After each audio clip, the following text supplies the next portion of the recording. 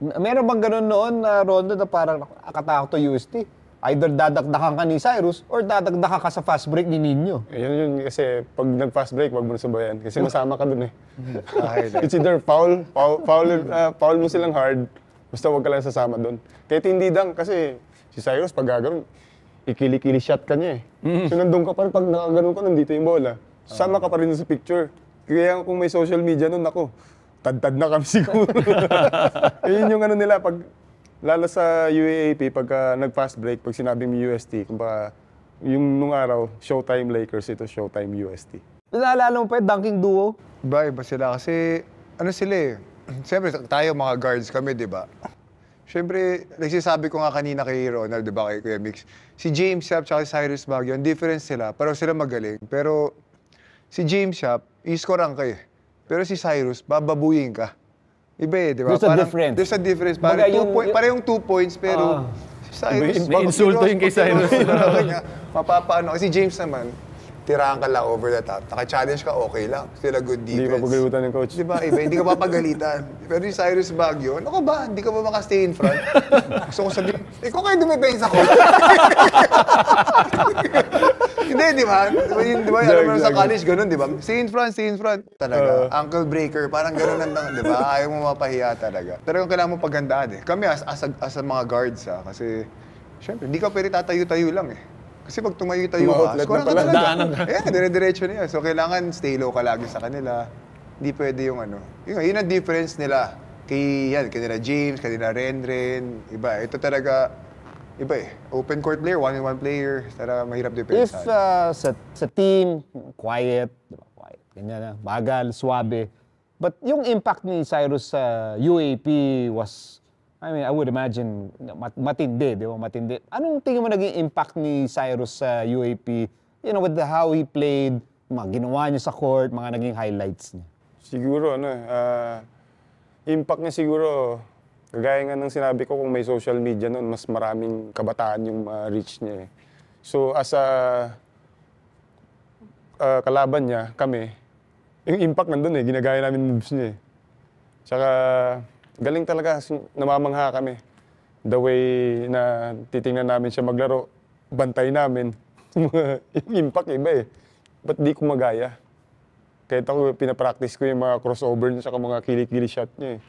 Yung dunk niya ng dalawang paa, nagagaya ko, pero hindi yung, kagaya sa kanya na, iba eh. Siguro for me, yung impact niya not only sa audience ng UAAP, sa mga players also. Kasi, kakaiba. So parang karamihan sa mga players gustong gayahin yung mga moves niya. Kahit na hindi nila inaamin, di ba? May ibang ganyan, ba? Ayaw aminin na idol nila yung kalaban, di ba? But Kahit hindi namin aminin, pero ako inaamin ko, gusto kong gayahin yung crossover niya, yung gano'n. Kasi ang ganda eh. Ang ganda tingnan eh. Parang mas masarap pakinggan yung Go Uste cheer kapag may Cyrus Baguio highlight. Sarap pakinggan yung cheer nila. Parang yun talaga, ako rin gusto ko yung cheer nila. favorite yung Go Uste talaga. Ganda na yung cheer niya. Yun yung siguro yun. Lalo pa pag naglaro sila, pag mag-fast break na, yun na. Alam mo, gaganon na yung Arneta eh. For Rizal Memorial. Gagawin yung buong Rizal Memorial. Nilindol eh. Grabe. Excitement off the roof. Highlight waiting to happen any moment. Yes. Must see. UST was a must see team because of Cyrus. At yun nga, sa mga tumitingala sa kanya, yung mga moves niya, napaka-advanced. Worth emulating. I think with Joseph, parang medyo ramdam yung impact sa'yo, with Sa akin, really how you malaki. play, Kasi bago yung era ni Sai 98, nanonood na ako ng UAP. Parang wala akong ma-remember na ganong klaseng player. Hindi, parang wala eh. Wala akong maalala na yun nga, Showtime, na talagang very exciting. Sabi nga ni Larry, panoorin. Diba? Kasi, tinan mo ako, nung nanonood ako nung high school ako, siya yung chini-cheer ko. Diba? Siya yung secretly, diba? Hindi si Renre Ritual. Diba? Hindi, Lasal side eh. Diba? Parang kasi, diba? Sarap panoorin eh. Kasi gusto ko nga talaga makita yung mga mapoporma maglaro. Diba? Iba yung siya eh, parang... Iba yung swag. Iba yung swabe, diba? Maporma parang gayahin ko to, diba? Kasi iba naman magaling, di ko gagayahin ito, bado ito eh. Ito, forma nito eh. Diba? Parang ganun, diba? So nakuha mo, 'di ba, kay Cyrus yung di ba, style, 'di ba? Yung ganyan, yung athleticism. Tsaka ako natatanong kanino mo natutunan yung mga trash talking mo kung sinong idolo mo diyan. Cyrus impact sa UST. Sa akin, sabi nga, nabanggit ni Ronaldo kanina, medyo underrated, no? May parang under the radar ng konti.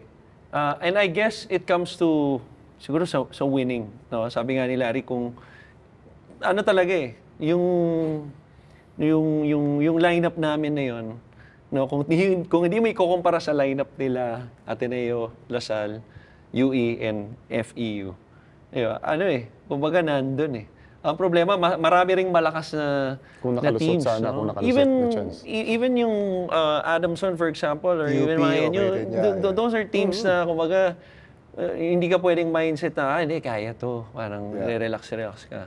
So, I guess, kung kahit, kung nanalo kami ng isa, kahit na isa, mas maganda yung naging impact ni Cyrus sa UAP. But, kahit na even if we fell short, nag-final four kami, I think yung career niya, yung longevity ng career niya, which is rare sa mga tulad niya, na usually kasi mas nagtatagal sa pro, mga bigs. Dahil Point guard, yung tsaka big man scars, niya. kumaga, limited. Yes. So si Sai, I think yung translation ng college career niya, really, it translated to the pro, which is no surprise. I think if you say that Cyrus was a little bit underrated maybe by the greater community kasi nga baka hindi nag-champion, but I think to those who really saw him, like the five of us, he's one of the all-time UAP greats, di ba? Oh, definitely. Definitely. Well, I would say one of the most skilled talaga na two guard. Oh, even, nabanggit nga ni Joseph, even a guy like James Yap na MVP. And rightfully so, nung taon na yun, James Yap was amazing. No? Dropping, I think, 3-4 games, may mga 30 siya 30s, 40s. 34 a game. Pero si Cyrus, heart-stopping siya Lalo na pag nakabuelo, parang you see it as a fan, you see it before it happens. Before it would happen, imagine mo na. Imagine mo na. So kami lalo, yung mga behind the scenes nakikita namin sa practices na lagi niyang pinapanis. No? Parang ang magaling pa sa kanya, 'di ba tayo minsan gagawin natin sa ensayo para magawa sa game. Siya, gagawin niya na sa game. Yung mga game moves niya, instinctively lumalabas sa galing niya because of his creativity. Because he's an artist. I think yun. Cyrus Baguio was an artist and that's why hindi mo na siya makakalimutan, no?